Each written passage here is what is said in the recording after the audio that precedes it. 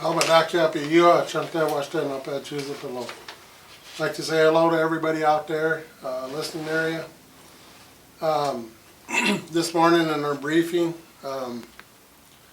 IHS gave us a report that they did send a test down to the state lab. So right now we have one pending test.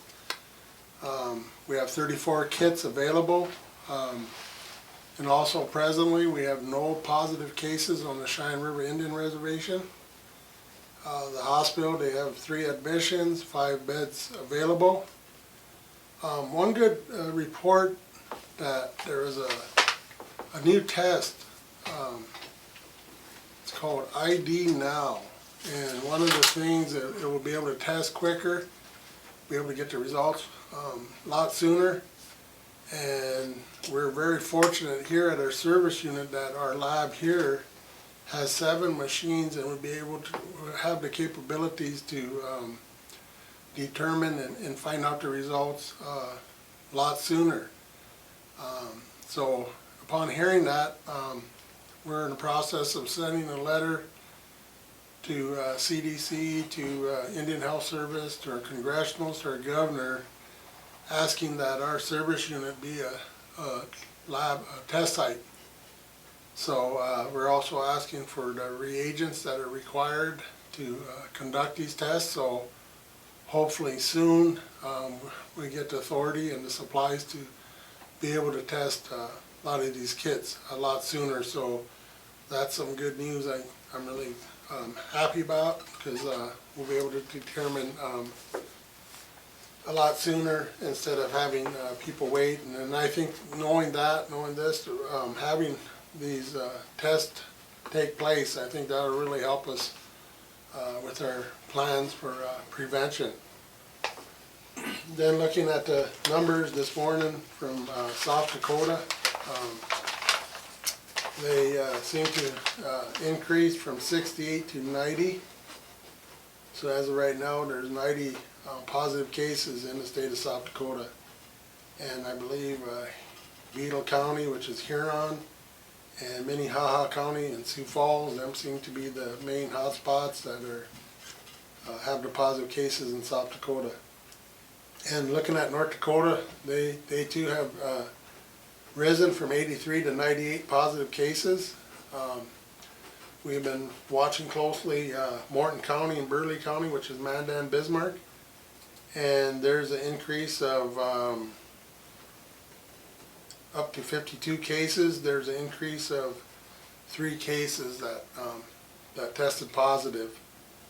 Looking like again, the Navajo Nation, they gave a report that their positive cases have risen from 83 to 115, and also that there's 2 deaths reported from the Navajo Nation. And that's something, again, want to say again that that's a reservation or area that we've been monitoring closely, because they share a lot of similar lifestyles, a lot of similar living conditions as us as Lakota people. So kind of keeping tabs on that. And yesterday it was mentioned that there was a positive case up in Sioux County, which is in Standing Rock in North Dakota. And I visited with Chairman Faith yesterday, and again we had a visit this morning. And one of the things that that we found out is that that individual, he was up in Morton County when he got sick, got tested. Apparently the results had taken that long, and but because his address is in Sioux County, that's why it was reported. So apparently this individual was not living on Standing Rock when he got sick and when the test become positive. So that's kind of good news.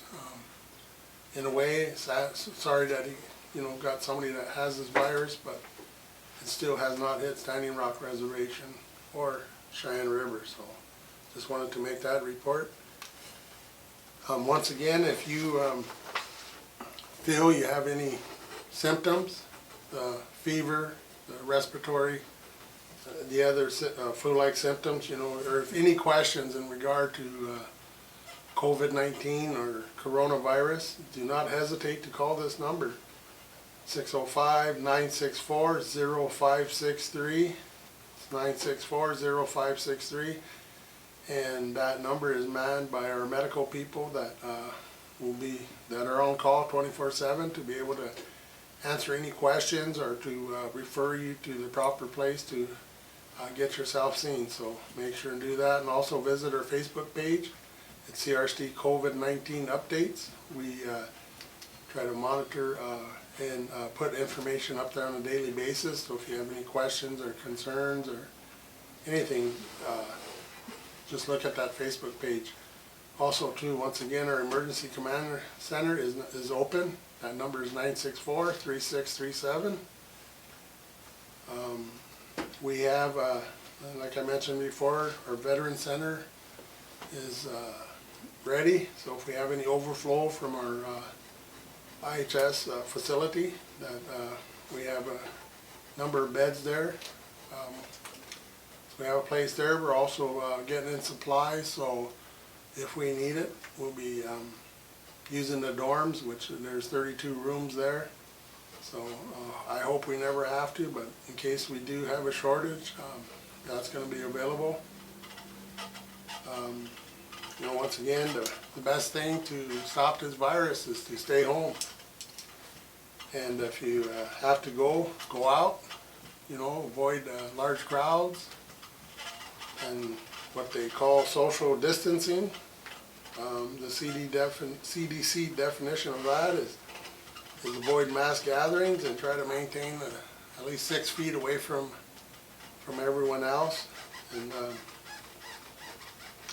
And also too, you know, wash your hands at least 20 seconds when you do. Try to wash them more often than what you normally do. And if we do that, and again, try to stay home as much as possible, we'll be able to prevent this virus from being here. And I believe yesterday Tom mentioned, and I also seen some of that we need to remember that virus does not travel, but it's the people that travel that have the virus. So that's why they're really recommending, and we also strongly encourage to try to stay home if you don't have to go anywhere. One of the things too I wanted to kind of mention is it's really alarming to me, because when this virus first started coming into the United States and coming into our state, South Dakota, or getting closer, it was said that it was brought by travel, and that people traveling overseas and different countries, that they brought that virus back here in the United States, and then eventually to the states where there are positive cases. But now there's another term out there that is really alarming to me. It's called community spread. And what that means is that people have been affected with this virus in an area, including some who are not sure how or where they became infected. And that's really alarming to me, because we don't know where it is, where it's at. And so it's hard to avoid if you don't know where to go, where you shouldn't go. So that's why, once again, I'm going to encourage that, because of what they're terming community spread, is that we need to stay home. And not only that, we definitely need to stay away from all the affected areas, such as Bismarck, Mandan. You know, now there's cases in Pierre, Rapid City. So these are places that, you know, if you don't have to go, you know, don't go there. And if you have to go, you know, make sure and take all the precautionary measures that's necessary to keep yourself safe, your family, your friends, and also the people here that live here at home. So, you know, be cautious, and definitely, you know, be careful where you go and if you have to go. And one of the things we're saying is that we feel that the necessary travel has to, you know, medical, or maybe going after supplies.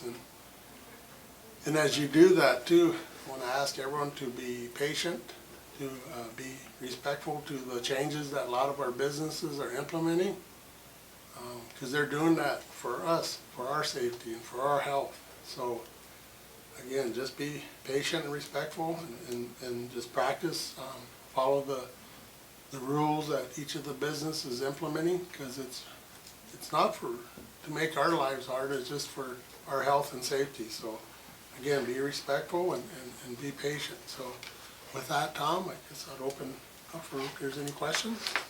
Okay. Yes, I got one question here. First of all, first one is just a follow-up question to yesterday. Have you heard anything back on the LTM opening? Yeah, right now I got a report back from Lyle Smith this morning, Tribal Projects. Everything seems to be in order, and right now we need to get some fuel into the tanks, and the road going from the highway to the store is pretty soft, pretty muddy, so the fuel truck is hesitant in coming in. So right now we got Department of Transportation going down there. Leonard Anderson was telling me that we have some gravel available by the shop. That he's gonna go down there and assess it, and if he needs to, he's gonna haul the gravel down there and get it going and get it fixed up so where that delivery truck can hopefully come in by tomorrow. And then once that happens, the keys will be turned over to LTM, and soon then it just matter of them supplying, getting the supplies in there and staffing it. So optimistically, I'm hoping by midweek next week that we can get that place going. Okay. Kind of a follow-up to the Standing Rock issue. One of the terms that you're using is just a community spread. And one of the things that I learned in reading articles and, of course, on TV and this type of thing is that the reason they say community spread is that when they ask the individual that does test positive for COVID, where they've been and who they've been in contact with, for the most part, they can only identify their immediate family or their immediate household. And when they asked them where they've been, they said, well, I was at Walmart, but I don't remember which line I was in, and I don't remember who the teller was, I mean, the teller or the checker or whatever it might be. So that's the danger of this whole community spread thing, and I just wanted to share that with everyone, is that this is the main reason where the chairman and Cheyenne River is encouraging everyone to travel just based on need only. It's essential travel. It's the only way that we're going to prevent this whole virus from spreading rampantly. So please adhere to essential travel and be patient with all the businesses as they implement their protocols with regard to trying to prevent this virus from spreading as well. The other thing that I know is going to come up as soon as you leave, so we'll try to address it right now. Okay. And I realize that it's a HIPAA, Health Information Patient Privacy Act issue, but I know you said a test sample has been sent out. Are you able to share what community that individual might have been from, or is that covered under HIPAA?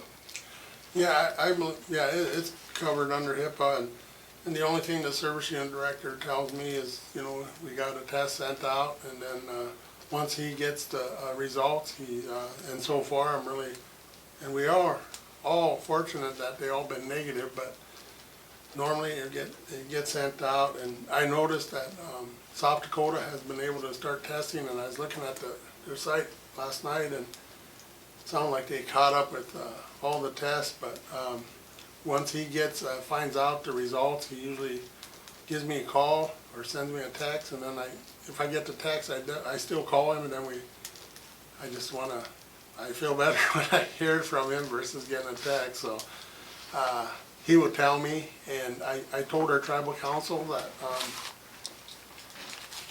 if as soon as I hear something, and even if it's negative, I notify him. But if a test should ever happen to hit positive, I mean, we got that plan of action in place where what level, what actions would happen, so we're all on the same page. But yeah, as soon as I get word from him, that would trigger a lot of actions that we're going to be doing. But yeah, so far we're lucky we haven't had one, and we've talked about that, how much could we share if, but of course, if we ever was to get one positive, how much can we share with the public? And, but again, we're reminded by the medical people and also our legal that, all individuals have rights but you know how the Moxon telegraph is sometimes. Things happen and actually the public will know somehow faster before I do, so, but hopefully, and that's a concern. We're kind of hearing secondhand back that in other areas where there is cases, people are kind of harassing, I guess. So, we just want to be mindful that, we need to always respect each other, and if someone has it, I mean, it's not the end, hopefully it's not the end of the world for it, but we need to try to be supportive and try to help them get well versus, condemning them for having this. I mean, it's kind of almost like act of God that virus ever come about, and it's something that's beyond a lot of our control. Others, I mean, it's true, if an individual hadn't traveled or hadn't went there, but we don't know, I mean, I guess through the medical investigations, they will probably end up determining how an individual got that virus, but I always think that, well, now that someone's sick, let's stand with them and try to be supportive and help them through that process rather than, condemning them and stuff, and that's not right to do that.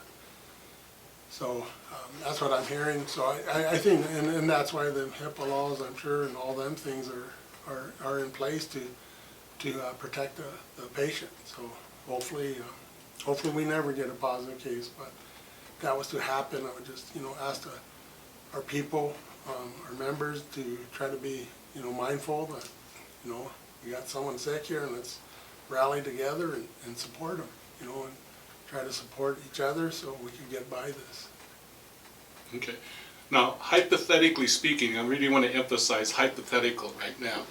I don't want to alarm the general public, but just hypothetically speaking, if this was this test is positive and it comes from an outlying community, in the plan that we have for Cheyenne River, would that entail maybe isolating that community or controlling traffic to and out of that community? Well, definitely. It depends on their the medical condition of the person as well as their living conditions. I mean, if they're able to quarantine at home, if they live by themselves, I mean, or with the family, they'll be monitored. They'll be contacted daily with our medical staff here as well as the state, and just to ensure that they're staying home and they're getting the treatments they need to get well, and just watching all the family, and that's why I think it's really important that we get the ability to be a designated site to do these tests for these kids, because that would really help a lot. The other family members could be tested, and and I'm sure that we could figure out strategies how to try to contain it. But yeah, at the first case, that they would be monitored, and like I said, it all depends on, because they might really be sick where they require being transferred out to a higher level of care, or if they fit in that 80% category, if they could be taken back home and treated there. So a lot of that plays, like the condition and their health and their living conditions on what would happen. My next question is with regard to the new cases that have reported as of today. 2 were in Coddington County, and that's Watertown. Have you heard from their tribal chairman if that is possibly affecting their tribe, any of those 2 new cases? Well, when it started, back about 2.5, 3 weeks ago, and he did put out what he was going to do and so forth, but lately I haven't had any contact with the chairman down there. I know there was talk that one of their members was tested positive, but I said, no, we gotta wait until it's confirmed, and fortunately for that tribe, when we found out, when that case was confirmed, it was not a member of their tribe from what the report I got, so. Okay. But I know it's getting close to a lot of places. And one of the things that's a concern of the councils in our briefing is that they've noticed, and they're watching, we're all watching this, you know, closely.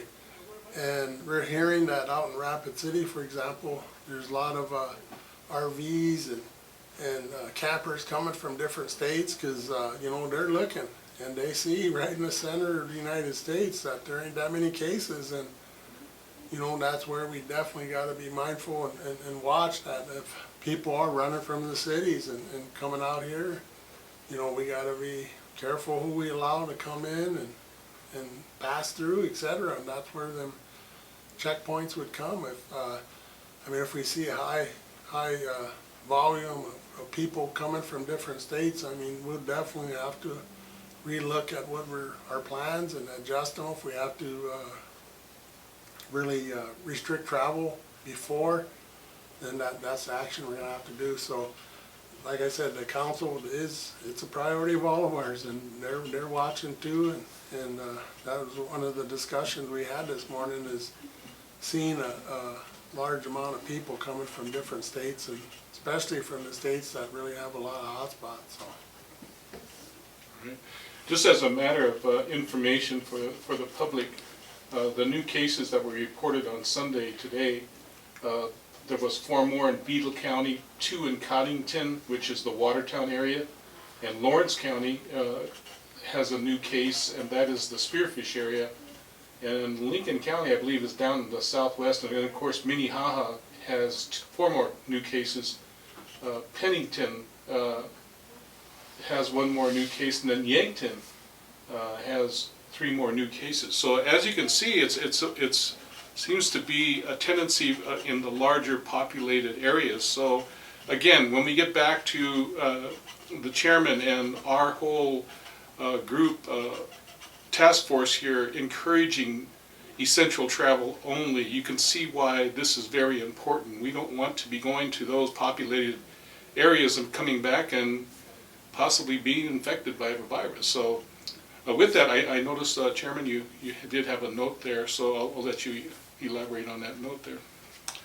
Yeah, I just want to let everyone know, and I want to thank you, Tom, as a Vietnam veteran, for your service. Today is National War Veterans Day, so I want to thank you for your service, and you know, without you guys, you know, we wouldn't be here. So I really thank you and the veterans, and I want to give a shout out to Mr. Jim Pierman, who's also a Vietnam veteran, and he's serving on our council. And one of these days, I'm going to show him how to shoot at the shooting range.